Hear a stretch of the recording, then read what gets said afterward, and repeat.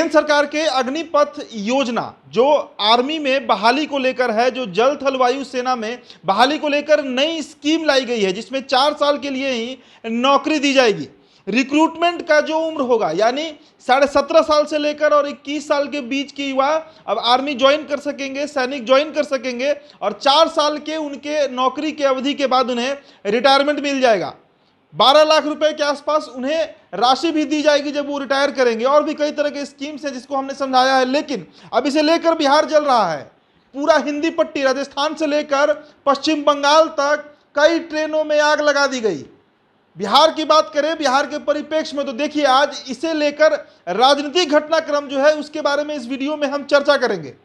बिहार की तमाम राजनीतिक पार्टियां, भाजपा को छोड़कर, चाहे वो एनडीए गठबंधन की हो या फिर महागठबंधन की, सभी पार्टियों के द्वारा इस नए स्कीम का, अग्निपथ का विरोध किया गया है। चाहे वो एनडीए की गठबंधन में जो घटक दल है जिससे मुख्यमंत्री नीतीश कुमार आते हैं, जेडीयू, उसने मुखर तौर से इसका विरोध किया।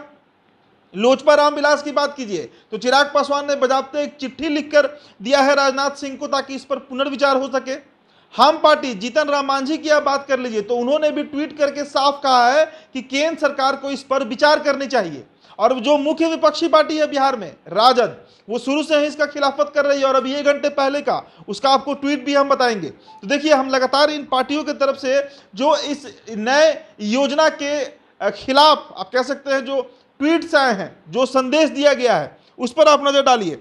सबसे पहले बात कर लीजिए जेडीयू की, तो उपेंद्र कुशवाहा ने जो ट्वीट किया है उसमें उन्होंने लिखा है कि सेना, नौसेना और वायुसेना में भर्ती को लेकर प्रस्तावित बदलाव अग्निपथ, अग्निवीर योजना पर भारत सरकार को पुनर्विचार करनी चाहिए। तो ये उपेंद्र कुशवाहा का ट्वीट है।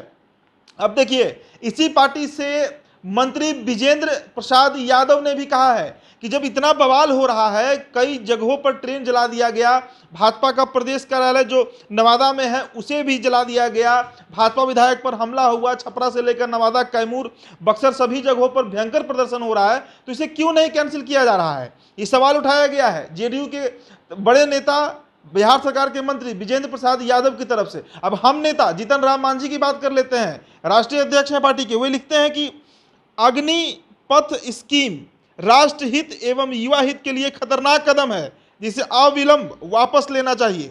माननीय प्रधानमंत्री नरेंद्र मोदी जी से आग्रह है कि अविलंब अग्निपथ स्कीम को खत्म कर पुरानी सेना भर्ती योजना के शुरू की घोषणा करें। जय हिंद।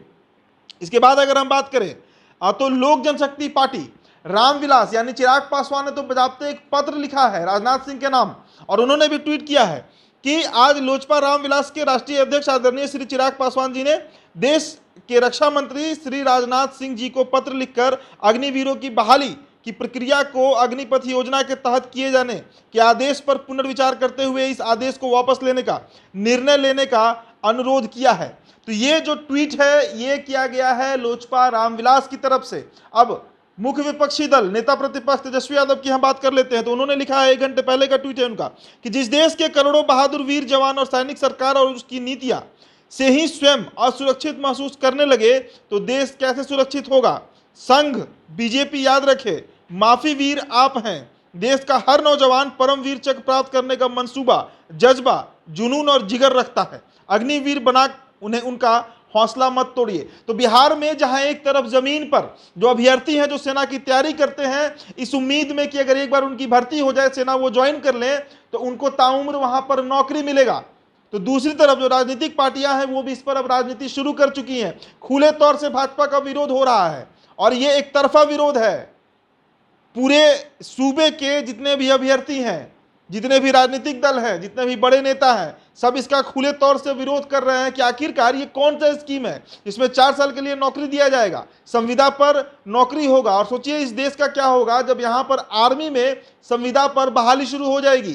शायद आज़ादी के बाद ये पहली बार हो रहा है और भाजपा इस साल आज़ादी का अमृत महोत्सव मनाने जा रहा है, 75वां साल है, और उसमें इतना बड़ा परिवर्तन, इतना बड़ा बदलाव कैसे आखिरकार भारत सहेगा। और इसके बावजूद अगर भाजपा नहीं सुनती है तो फिर क्या होगा, ये भी एक बड़ा सवाल है। अब देखिए, ये तो हुई राजनीतिक पार्टियां, इनके साथ एक और राजनीतिक पार्टी जाप की बात कर लीजिए। जन अधिकार पार्टी के पप्पू यादव भी सड़क पर उतरे और जमकर बवाल काटा है उन्होंने। वो भी सोशल मीडिया पर लगातार इस बात को लिख रहे हैं और आज तो पटना की सड़कों को उन्होंने जाम कर दिया था। साफ कहना है कि कोई समझौता नहीं होगा भारतीय सेना के साथ। सेना की बहाली उसी तरह होगी जिस तरह पूर्व में हुआ करती थी। तो ये गलत कदम है केंद्र सरकार का। अब गौर करने वाली बात यह है कि जिस तरह से कृषि बिल जो था, फार्म बिल जो था, वो वापस लिया गया था, क्या उसी पैटर्न पर चलकर बीजेपी इसे वापस लेती है या फिर राजनाथ सिंह के माथे पर सारा ठिकरा फोड़ दिया जाएगा?